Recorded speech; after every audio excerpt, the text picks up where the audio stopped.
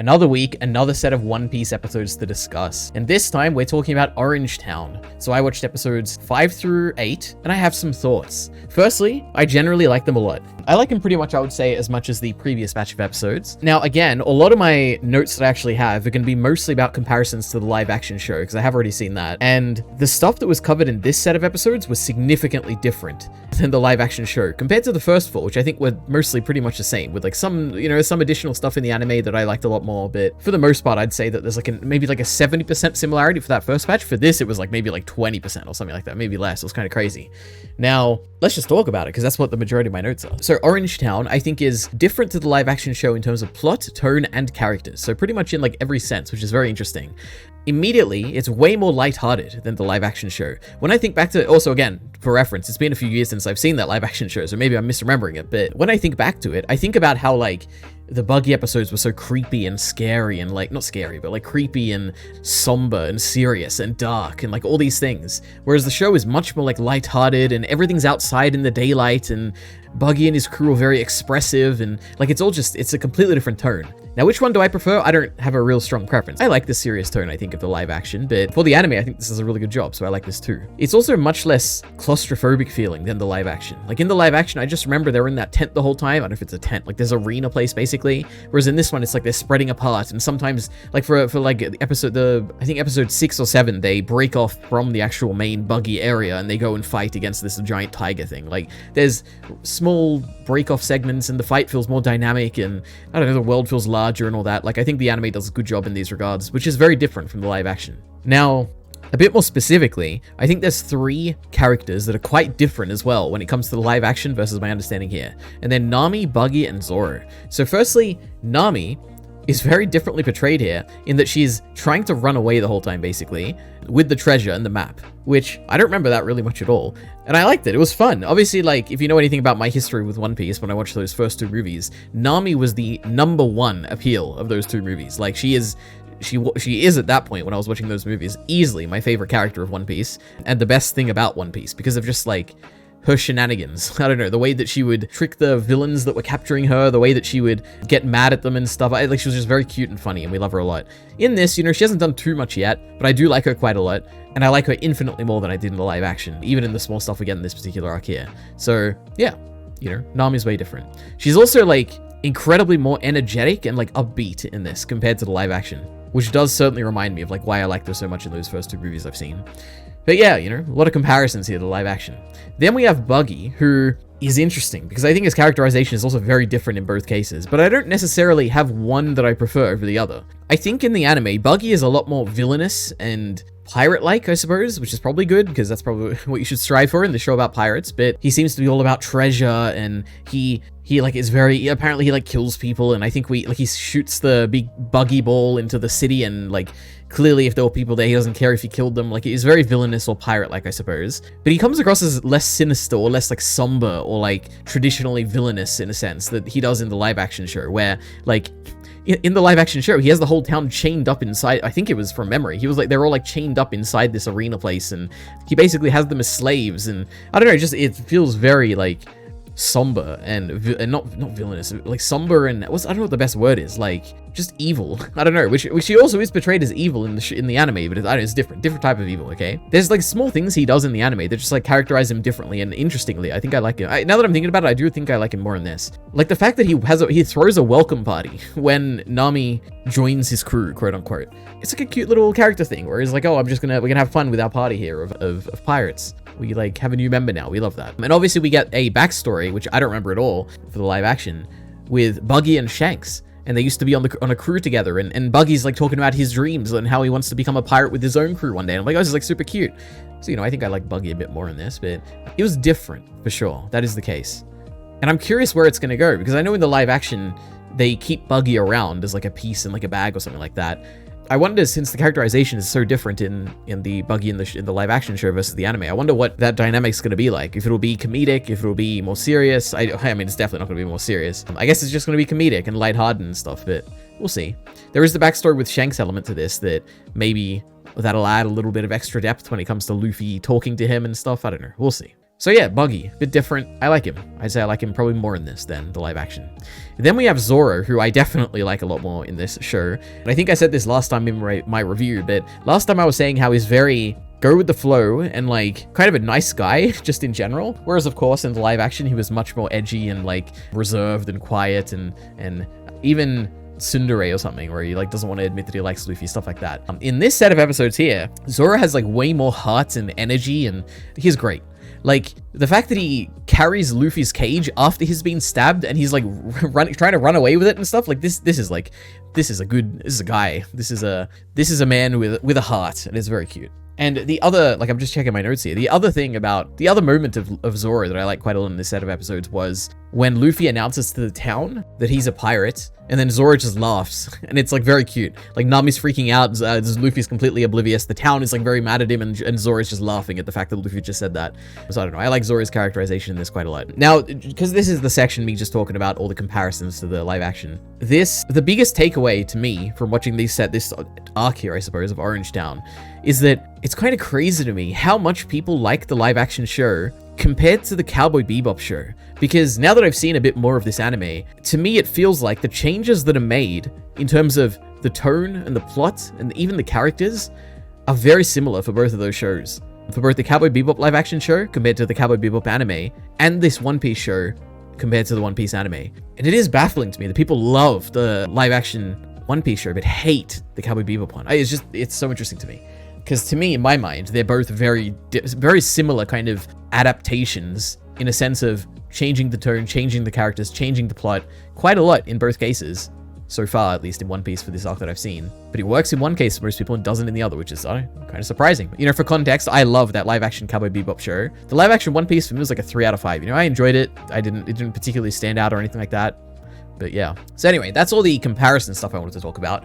Now we have 2 more notes that I want to talk about. One is that there was a dog in this. If you know anything about me, I hate it in movies or like TV shows or whatever when dogs are like glorified as being better than humans and having like our best interests at heart and blah blah blah blah blah. And there was a whole storyline here where this dog is like staying at the same spot because its owner, he knows his owner is dead, but he's gonna guard the pet food. I honestly I wasn't really paying that much attention to it because I didn't really care for it at all. But basically the gist is that when we're watching this story, we're meant to care about this dog because it's like a really smart dog and it's loyal to its owner and it has like emotions like a human. And I'm like, oh my god, this is so cringe. And I hate whenever this is done in a story. It's like weird and cringe and it's not good.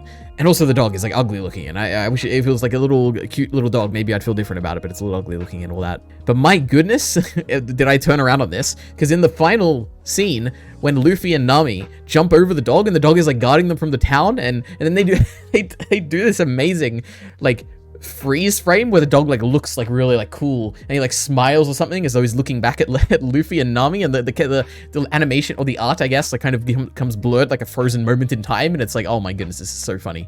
So, you know, I didn't like it initially and it was a bit cringe when it was happening in episode 6 or 7, but my goodness, was the payoff fantastic. And then my last overall thought for this section of episodes was the music is really good, and I have 2 particular sections that I like want to point out if you're interested to go back and listen to it. I'm not going to edit it into this video.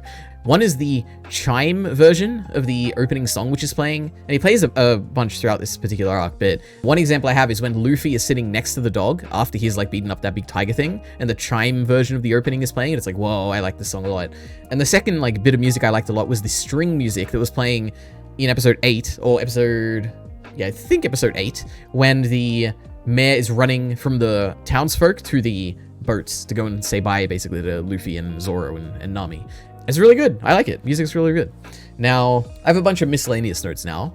One is that I have no idea, why is this arc called Orange Town?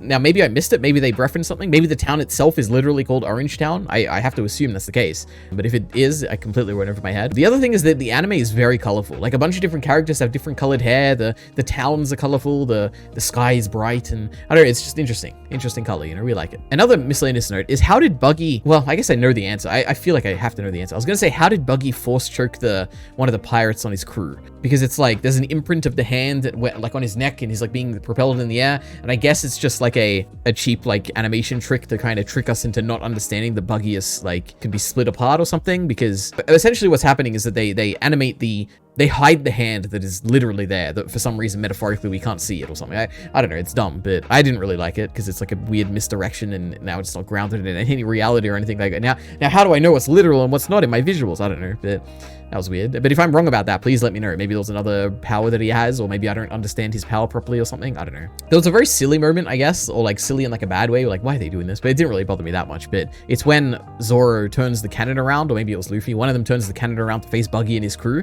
and they're all like standing there freaking out. They're like, oh my god, he's gonna shoot us. What do we do? And they're not like running away. And I'm like, okay, classic 99 anime, whenever this came out with...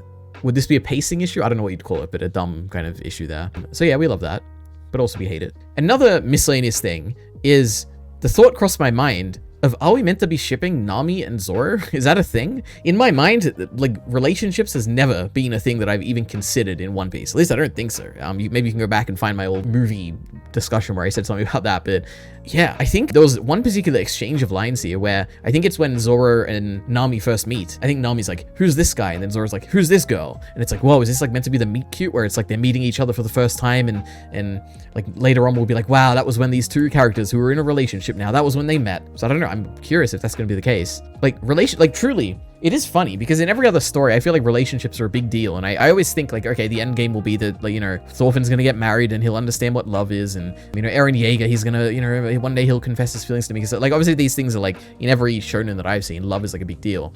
In One Piece, it truly doesn't feel like, I can't imagine it becoming a big deal. Like, I can't imagine Luffy ever like ending this series with like a girlfriend or something like that. Or a boyfriend, I suppose, if this is a progressive show, you know.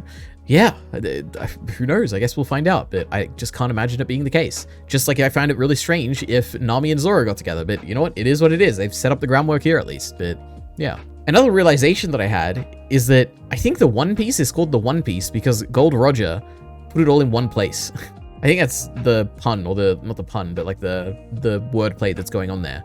And I didn't realize this until now, but I figure it's really obvious now that I know it. But it just triggered me, in my mind when I was listening to the opening and all the opening words or whatever. And they're like, Gold Roger, put the One Piece in one place, something like that. And I figured it out. So what can I say? I'm a genius, you know. Please let me know how smart I am, but I've cracked the code here. What else is there? There's Unicycle Man. He cracked me up. The reveal was fantastic. Where initially like, wow, this is like a crazy strong like fighter guy. Like he's picking up this tiger that was like really intimidating, and he's throwing it, and then he jumps in the air and like he lands on a unicycle and is like driving towards Zoro, and I'm like, this is very goofy and funny, and I like that a lot. I also love when, this is actually a bit of a contradiction, which is interesting, because in most anime, almost every anime I have to say, I don't like when they do meta gags, like visual gags. Like for instance, when the most famously in Fullmetal Alchemist Brotherhood, when they have this like chibi art style, I don't know if that's the best word for it, but you have this like different like kind of art style where it's exaggerated and the people are doing comedic gags, and I never like that. I'm like, this is not good. I don't like this at all.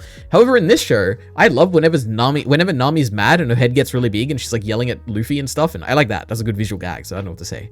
I'm a hypocrite, but there we are. There's another really good gag, which is when Buggy's crew is like pretending to be knocked out, or like one of them is pretending to be knocked out and the others like don't know about it, and he's like, oh, you better pretend to be knocked out. My god, or we're gonna die here. That was very funny. Another miscellaneous thing is that now, ever since that last batch of episodes, I now measure all of the monetary things that they say in terms of number of Higumas that it's worth. Now, as far as I understand, you know, I looked this up because I wanted to get his name correct, but Higuma is the guy who was in the Luffy Shanks backstory, like the villain guy who had an 8 million berry bounty or whatever. I don't know if it was berry, like whatever the currency is in this world, bounty. So whenever I see something, I'm like, whoa, like this was 50 million. What is that again? Oh, that's like 6 Higumas in value. But they had two things here. They said that Buggy's devil fruit, back in his like backstory with Shanks, was worth 10 Higumas, or around, you know, $100 million. And then Buggy's treasure, Nami said, was worth around 1 Higuma, which is $10 million roughly, you know. So, you know, we love it. He's like a power scaling in terms of the economy. I'm curious one day, I said it last time, but I'm curious what Luffy's bounty is eventually going to be. Is it going to be 8 million, 1 Higuma? Is it going to be more? Is it going to be, it could even be 10 Higumas. Maybe it'll be 80 million. I guess we'll have to find out. Now, then I'm getting toward the end of my notes here. I only have 2 more notes. One of them is that Buggy's dubbed voice actor was fantastic. I think he is probably the best of the dubbed voices. I don't know what it is. It's definitely a voice I've heard before. Initially, when I heard it, I was like, is that Frieza? Like from the original Funimation or Ocean dub or whatever?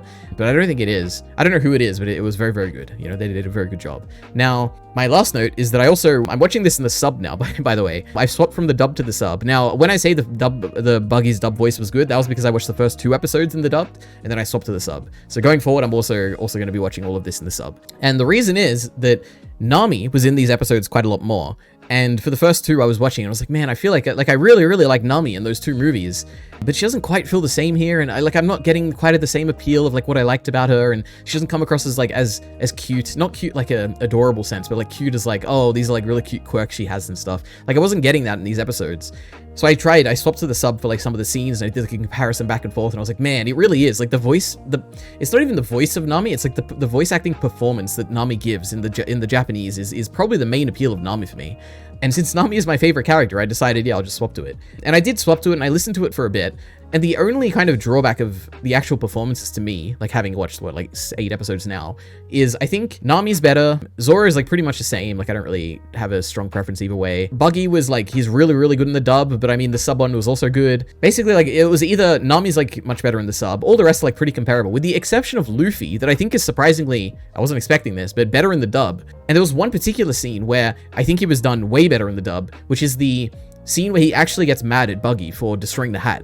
And when he's yelling in the sub, I was watching it and I was like, man, this is a very weak sounding scream, and it just didn't sound very good.